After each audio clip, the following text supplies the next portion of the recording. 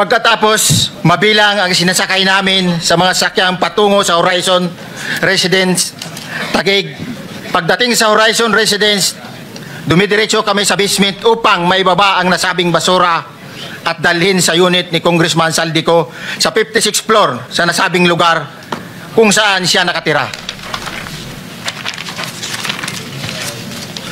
Bago ibaba ang nasabing basura, ito ay bawas na. Halimbawa, nag-akyat kami ng 46 na malita.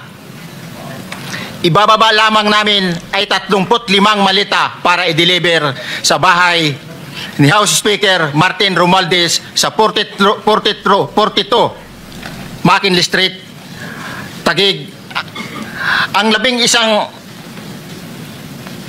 isang malita ay naiwan sa taas ng 56th floor sa Horizon Residence.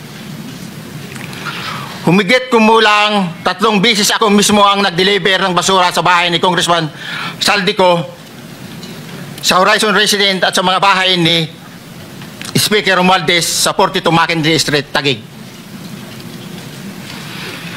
Mas maraming pagkakataon na nagde-deliver kami ng basura sa bahay ni Speaker Romualdez at sa bahay ni Congressman Saldico dahil iba-iba kaming mga nakadetailed na close-in, backup at advance party na nagkakaroon ng rotation.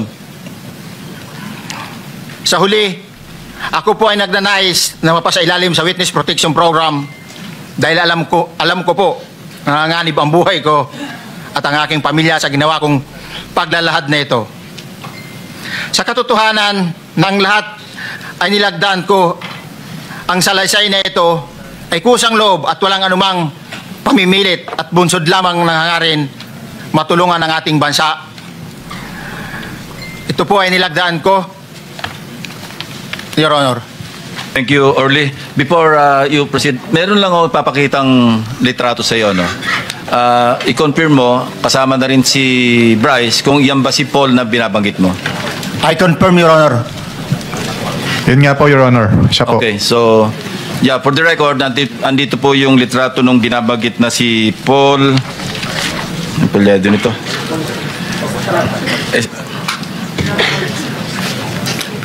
John Paul Estrada, di ba? Yes, Your Honor. Oh, sige. Thank you very much. You may continue, Senator Marcoleta. Thank you, Mr. Chair.